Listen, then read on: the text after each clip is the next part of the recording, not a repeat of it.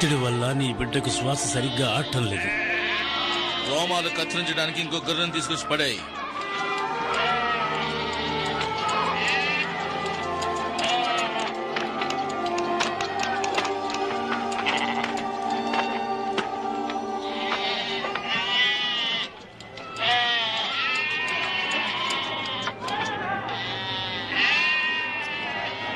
ఈ భూప్రపంచంలోకి రావడానికి నీ బిడ్డ సుముఖంగా లేనట్టు అనిపిస్తోంది.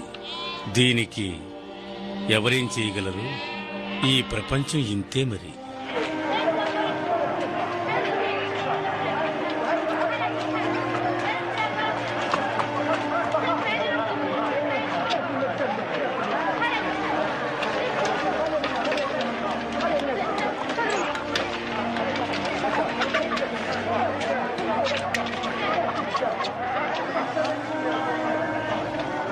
కాసేపు మీరే ఈ పనులన్నీ చూసుకోండి.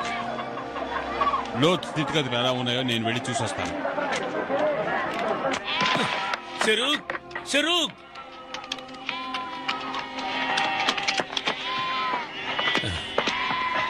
ఈ తలను పట్టుకో. మెల్లగా మెల్లగా మెల్లగా. సమయం దగ్గరకు వచ్చింది. ఐషా, త్వరగా కానివ్వు, త్వరగా త్వరగా కాని.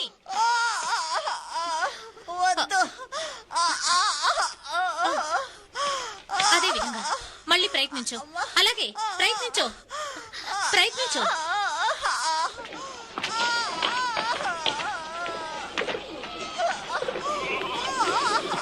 నువ్వెళ్ళొద్దు. ఆమె చాలా గట్టిది, చాలా ధైర్యవంతురాలు. ఆమెకేమీ కాదు. నువ్వు ధైర్యంగా ఉండు. ఆమెకేమీ కాదు. నీ కోరికలు తీర్చడానికి ఒక దేవుడున్నావు కదా నాహోర్. నా కోరికలు కూడా తీరుస్తాడంటావా? ఆ దేవుణ్ణి నువ్వు శరణజొచ్చావంటే నువ్వు అనుకున్నవి జరుగుతాయి ఖచ్చితంగా. ఎవరి దేవుడు? సేన్, సారవంతం చేసే దేవుడు. నిజంగానా? నిజంగా.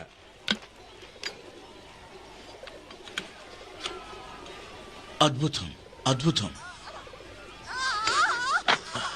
ఖరీదెంత? ఇతన్ని, ఈ అమాయకం చూడండి. ఇతను నా మేనలుడు.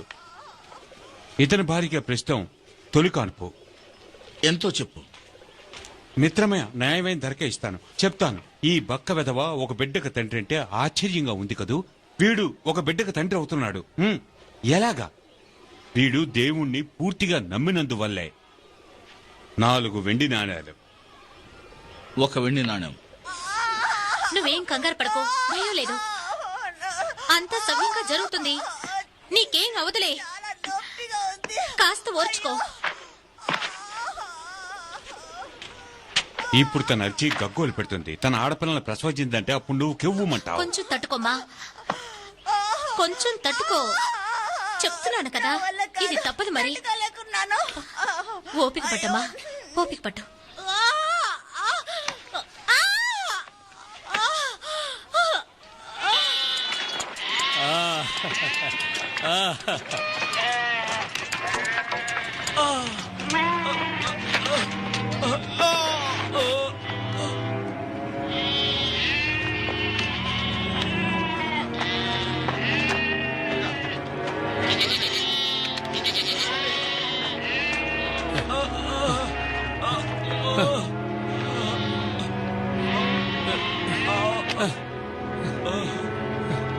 రా, వెళ్ళు.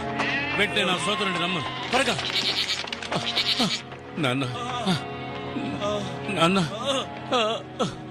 నాన్న, ఏమి లేదు. కంగారు పడకండి. నన్ను వదిలిపెట్టి వెళ్ళకండి. కంగారు పడకండి. నీకేం కాదు.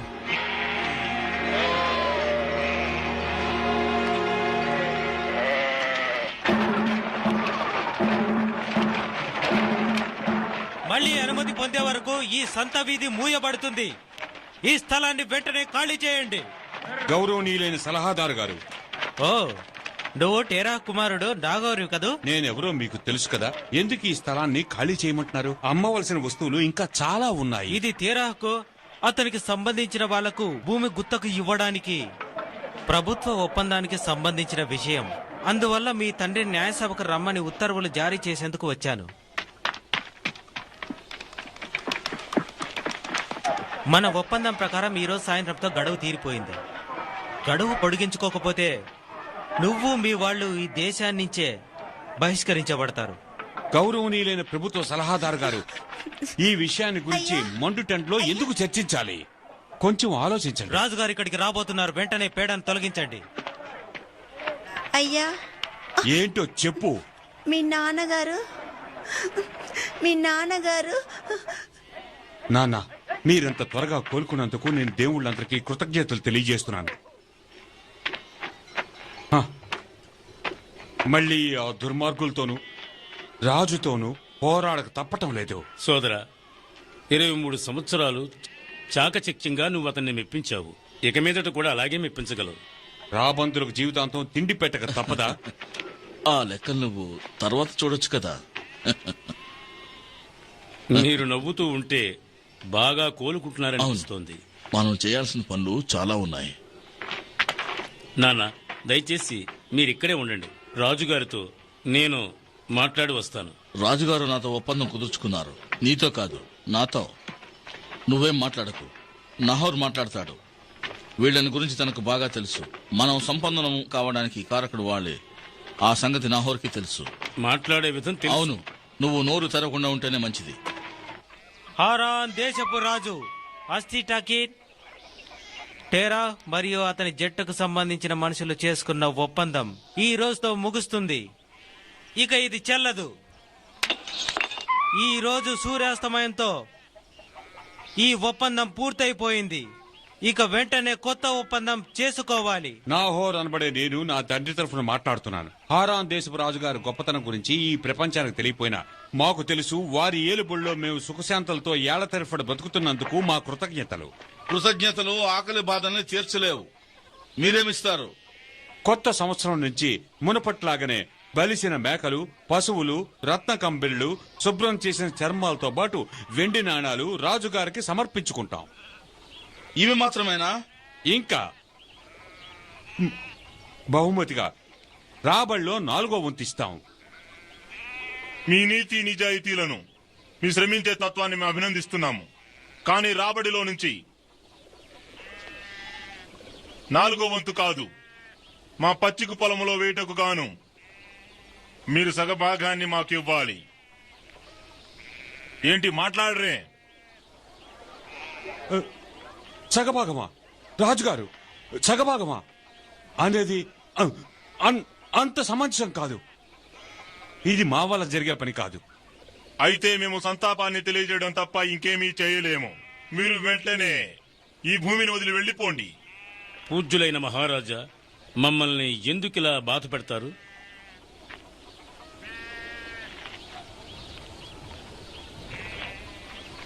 ఇంతకు ముందు మీరు మాకు నీళ్లు ఇవ్వడానికి నిరాకరించారు.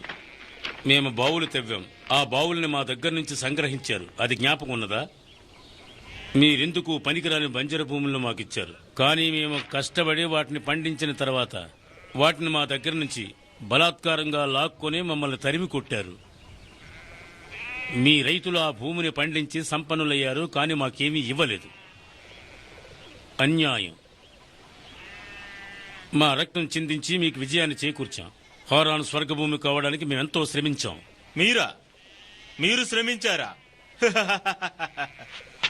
హెరెన్ దేశం స్వర్గతుల్యం కావటానికి కారణం సేన్ దేవుని కృప, మరెవరో కాదు.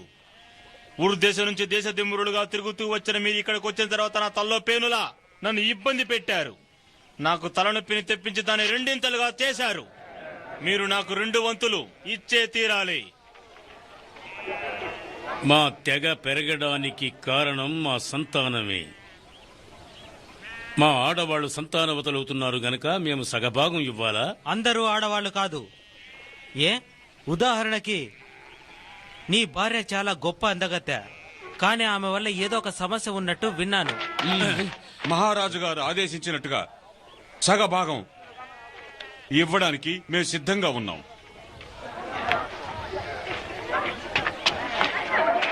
ఒప్పందాన్ని సిద్ధం చేయండి.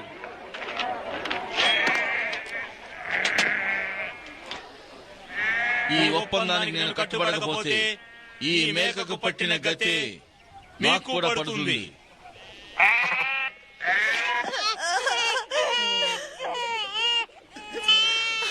నాకు అక్కర్లేదు. ఇలా చూడు, నా వైపు చూడు.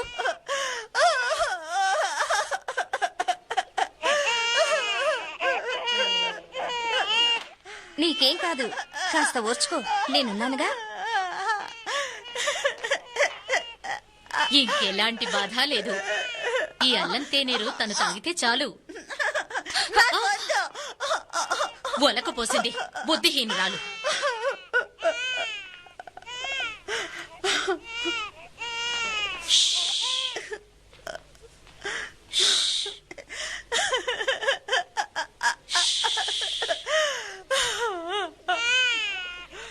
నీ పాపం తీసుకో, తను ఎంత అందంగా ఉందో.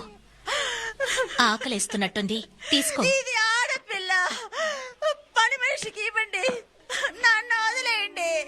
నాకు ఆ పాపం అయితే నీకు వద్దు. పాప అక్కర్లేదా?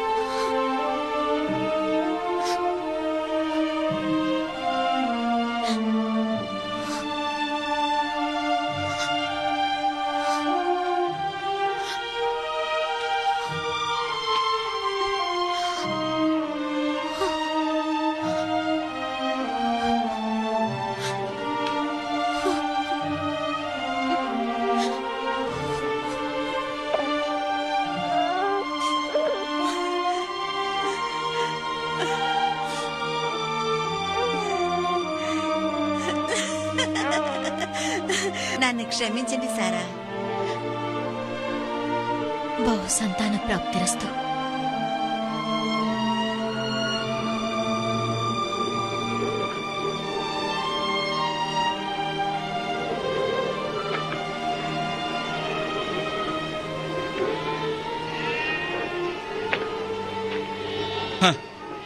అయితే రాజుగారి తల్లో కొరికే పేరున్నాయన్నమాట.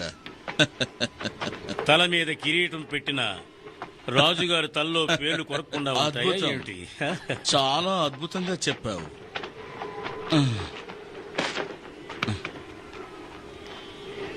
ఇప్పుడు ఆరోగ్యం ఎలా ఉంది?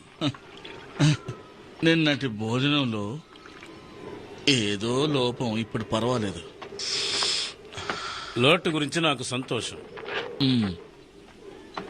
పాప కాదు, ఇంకా పిల్లలు పుడతారు, ఈసారి కొడుకు. అన్నట్టు సరాయి ఒక మంచి మంత్రసాని అని నిరూపించుకుంది. పాపం తనకే. నాన్న, తను తట్టుకోలేకపోతోంది. ఎందరో స్త్రీల కాన్పులకు ఆమె సాయపడింది. ప్రతి ప్రసవ సమయంలోనూ ఆమె చచ్చి బతుకుతోంది. తను మాత్రమేనా? నువ్వు కూడా అంతేగా? నా కోసం నాకు దిగులు లేదు, నాకు తనే ముఖ్యం. ఆహా, అబ్రహాం, నిన్నేను అర్థం చేసుకోలేకపోతున్నాను. లోట్ని అర్థం చేసుకోగలను. వాడు చనిపోయిన నీ సోదరుని కొడుకు. తను చిన్నతనంలోనే శ్రీమంతుడు. వాడు బాగా కష్టపడి పైకొచ్చినవాడు. ఆ సంగతి తెలుసా? నహర్ని నేను అర్థం చేసుకోగలను. తనొక శ్రీమంతుడు, కానీ బికారిలాగా ప్రవర్తిస్తాడు. ఇంకా డబ్బు సంపాదించాలనే దురాశ వాడికి చాలా ఉంది. కానీ నువ్వు, వాళ్ళిద్దరికంటే నువ్వు ఇంకా ఎక్కువ సంపన్నుడివే. నేను చనిపోయాక ఇంకా 2 ఆస్తి నీ చేతికి వస్తుంది. కానీ నువ్వు దాన్ని లెక్క చేయవు. ఎందుకో ఎప్పుడు ఏదో ఆలోచిస్తూ ఉంటావు, కలత చెందుతూ ఉంటావు, తప్పిస్తూ ఉంటావు. ఎందుకని? ఉన్నదాంతోనే నువ్వు ఎందుకు తృప్తిగా బ్రతకలేకపోతున్నావు? ఛే! అబ్రహాం, రాజుగారు సరిగానే చెప్పారు. ఇంత పచ్చని ప్రదేశం నేను ఇంకా ఎక్కడా చూడలేదు. వాళ్ళ దేవుళ్ళు ఈ లోకాన్ని ఓ భూలోక స్వర్గంగా తీర్చిదిద్దారు. నేను వాళ్ళ దేవుడిని ప్రసన్నం చేసుకుందామని ప్రయత్నించాను. కానీ ఫలితం శూన్యం. లేదా వాళ్ళ దేవుళ్ళ దగ్గర నుంచి నీకేమీ లభ్యం కాలేదా? ఏమీ లేదు. చూడు, లాట్ తన భార్యని శని దేవాలయానికి తీసుకెళ్లి పూజలు చేయించాడు. పౌర్ణమి నాడు జరిగింది నీకు తెలుసా? అతను తిరిగి రాగానే తన భార్య గర్భం ధరించింది, పిల్లలు పుట్టారు. దేవుళ్ళు మన మొరాలకిస్తారని నీకు తెలుసా?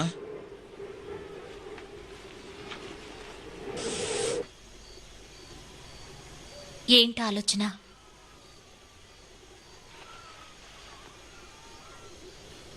రాజును గురించా? రాజు గురించా? కాదు కాదు, మిగిలిన రాజులందరిలాగా ఈ రాజులోనూ మంచి చెడులున్నాయి. మన జీవితాన్ని గురించా? సుఖంగా జీవించే చోట దీని గురించి ఎవరు ఆలోచిస్తారు? నీళ్లు, పచ్చిక, ఈ సారవంతమైన భూమి ఉందిగా. అలాంటప్పుడు నేనెవరి గురించి ఆలోచించను. నా గురించా? హ్మ్?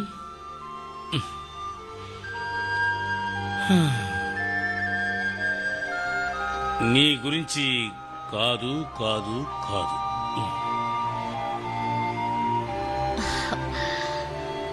మరైతే ఏంటో చెప్పండి. నాకు తెలీదు. నాకు తెలియడం లేదు. మరి నాకు కావలసింది మీకు ఏం కావాలి? అది నేను మీకు ఒక బిడ్డను కనివ్వాలా? అబ్బే, అది కాదు. నువ్వు చెప్పింది అసలు కానే కాదు. అయితే ఏంటి? నిజం చెప్పాల్సి వస్తే అదేమిటో నాకు తెలియనే తెలియదు.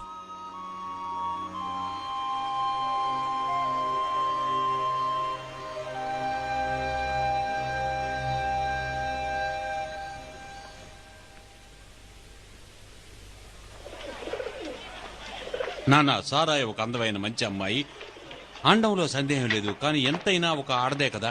అయితే రెండో భార్య కావాలంటావా? మరేంటి, నా సంగతికి వస్తే మిల్కా ముగ్గురు పిల్లలకు తల్లయ్యాక రూమాను పెళ్లి చేసుకున్నాను. అప్పుడు అది అవసరం కాకపోయినా నేనిప్పుడు 5 కొడుకులకి తండ్రిని అయ్యాను. ఎక్కువ మంది భార్యలు ఉండకూడదనేగా ఈ పెళ్లి తంతు. నా సోదరుడు సాంప్రదాయబద్ధంగా ఆలోచించలేదు. మానసికంగా వ్యాకులత చెందుతున్నప్పటికీ సారా అంటే వాడికి పంచ ప్రాణాలు. అబ్రహాంకు రెండో పెళ్ళ జరగని పని. ఎందుకు జరగదు? ఎవరికి తెలుసు, ఆయన ఇష్టపడొచ్చు కదా. ఎప్పుడైనా ఇలాంటి ఆలోచన ఉండొచ్చుగా. అతను నా సోదరుడే కదా. అదే నొప్పి.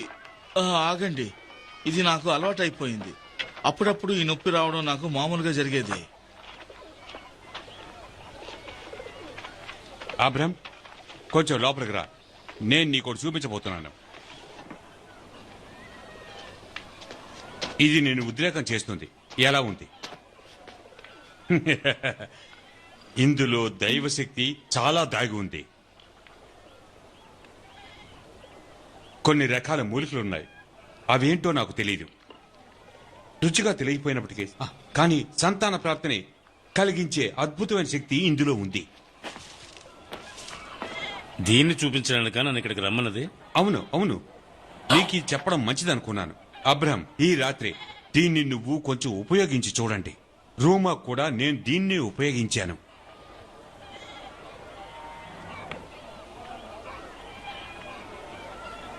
దీనికొక దేవుడు, దానికొక దేవుడు, తినటానికి ఒక దేవుడు, నిద్రించడానికి ఒక దేవుడు. అబ్రహాం, నువ్వేం చేస్తున్నావు? సంపదకు ఒక దేవుడు, నీకేమైనా పిచ్చా? ఆపో ఒక దేవుడు, ఆపో, బతకడానికి నువ్వు ఒక ఒక దేవుడు. పిచ్చివాడివి. ఈ దేవుళ్ళు ఎందుకు కొరగాని వాళ్ళు. ఇదంతా అసత్యం. అబ్రహాం, మీకు ఆపో. మూటకు ఎందుకు ఉపయోగపడరు. అబద్ధాలు, అన్ని అబద్ధాలు. ఆపో. అబ్రహాం, నీ పిచ్చివాగుడు ఆపేసి దాని కిందన పడే వదిలే. ఇవ్వు.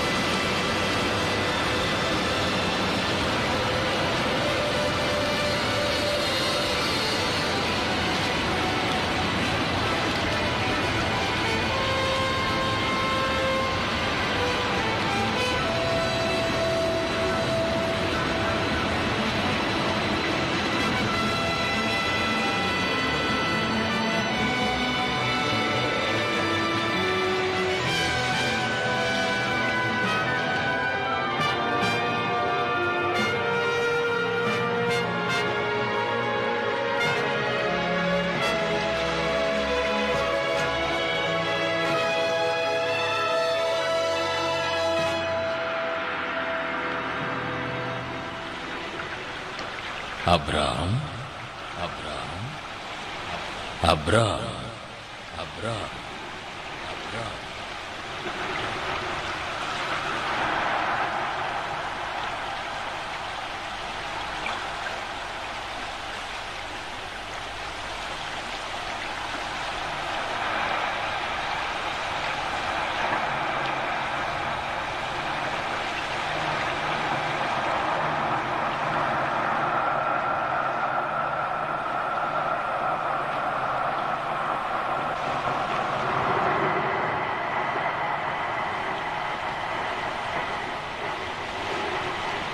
వెళ్ళిపో.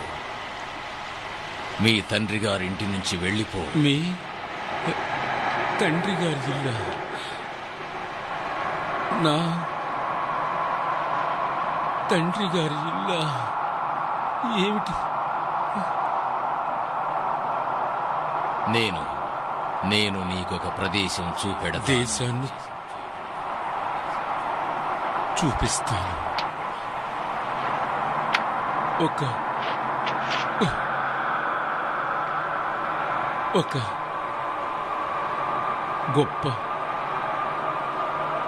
గొప్ప దేశంగా తయారు చేస్తాను.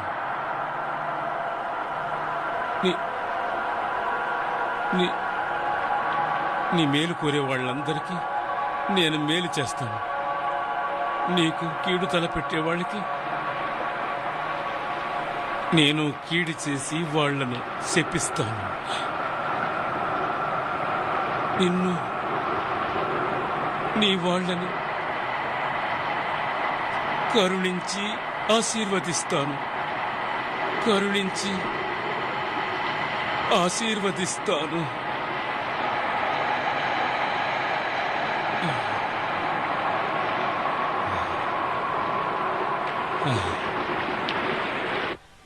ఇప్పుడు నేను అర్థం చేసుకుంది ఏంటంటే నువ్వు తల వంచుకొని నిలబడి ఉన్న